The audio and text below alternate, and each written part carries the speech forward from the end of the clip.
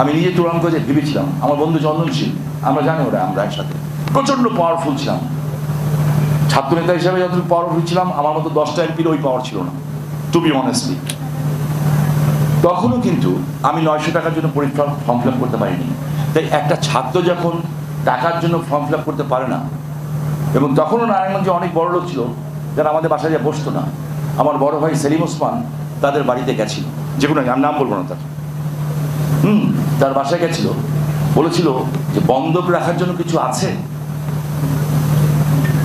আমার ভাই বলছেন না, বাট আমি মনে রাখবো সারা জীবন তার নাম, আমার স্যার জীবনকানী চক্রবর্তী স্যার, যে আজকে এই টিচারও পাওয়া মুশকিল এখন। জীবনকানী চক্রবর্তী স্যার 30,000 স্টুডেন্টের মধ্যে আমার সয়ে সবাই তখন বেতন ফ্রি করছে, বিকজ আমি লিডার।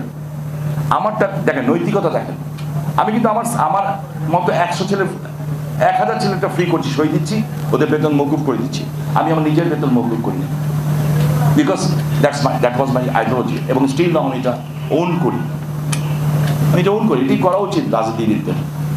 বাট এখন জানি সব জায়গায় একটা খাই এমন খাই শুরু হয়ে গেছে চারিদিকে। হ্যাঁ, মনে হচ্ছে মানচিত্রই খেয়ে ফেলতো, মানচিত্রই চিবিয়ে খেলতাম।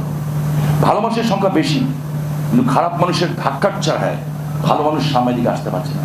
নিউ জেনারেশন, যে আমার ছেলে বক্তব্য দিল, এই নিউ জেনারেশনের দায়িত্ব হচ্ছে ভালো মানুষের জন্য রাস্তাটাকে পরিষ্কার করে দেওয়া, তার বিনিময়ে কিছু চাওয়া না।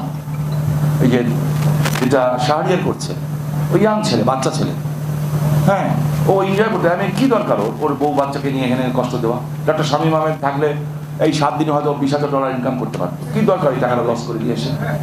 Because this is the way, এবং এইটার জবাব পাবেন, আপনি নিশ্চিত থাকেন। এই মন থেকে যে আশাটা, এটার জবাব ওনারা পাবেন। কেমন করে? ওইখানে যখন কবরে যাব, আমি একা যাব। চন্দন যখন শ্মশানে যাবে, ও একা যাবে, সাথে কেউ যাবে না, নোবডি এলস। সো ওই জীবনকানী চক্রবর্তী স্যারের কথা মনে পড়ে আজকে। সেদিন আমার স্যার আমাকে ডেকে নিয়ে বলেছিলেন ফর্মটা ফিল আপ কর। আমি বলছিলাম স্যার আমি পরে ফিল আপ করতেছি। আমার বড় ভাই সেলিম ওসমান, আমি ওর জন্য ওয়েট করছিলাম, ও টাকা জমা করতে পারে নাই। হ্যাঁ, স্যার বললেন টাকাটা আমার নিজের পকেট থেকে দিচ্ছি, টাকাটা রাখ, ফর্মে ফিল আপ কর। 900 টাকার জন্য আমি ফর্ম ফিল আপ করতে পারিনি। এই জন্য আমি আমার ছেলে, আমার স্ত্রী, আমার ওয়াইফ যখন ভালো কাজ করতে চায়, চুপে চাপে গোপনে, নট অনলি নারায়ণগঞ্জে, আমি ভোটের হিসাব করি না, কাজ করে। আমি যদি বাই এনি চান্স, যদি আল্লাহ মাফ করুক, আমার ভিতরে যদি ভোটের হিসাবে এসে যায়, তাহলে আমার একটা দানও কবুল হবে না। আমি ভোটের হিসাব না, আমি জীবনের হিসাব করতে চাই, কারণ জীবনটা নিচ্ছ।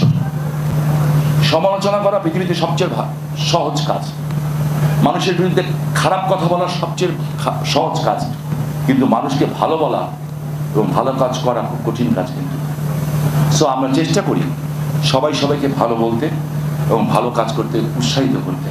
বেসিক্যালি দুটো জিনিস মানুষের খুব দরকার। এই দুটো জিনিসের সাথে আমার জীবনের অভিজ্ঞতা আছে। একটা হচ্ছে ক্ষুধা লাগলে খাওয়া দরকার, আর রোগ হলে চিকিৎসা দরকার।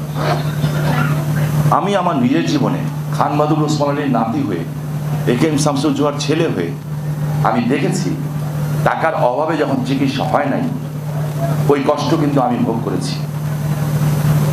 আমি নিজে, আমার না, আমার বাবার চিকিৎসাও আমি দেখেছি। এমনকি 2001-এর পরে আমি যখন দেশ ছেড়েছি, আমি যেহেতু আমার ওই আমেরিকাতে ইন্স্যুরেন্স ছিল না, আমি কিন্তু আমার মেয়ের জন্য অ্যান্টিবায়োটিক ওষুধ কিনতে পারি না। ওই কথা আমার মনে থাকে সবসময়। তাই যারা পারে না তার পাশে আমি দাঁড়ানোর চেষ্টা করি। এই একটা জিনিস। আরেকটা হচ্ছে খাদ্য, ইটস ভেরি ইম্পর্টেন্ট।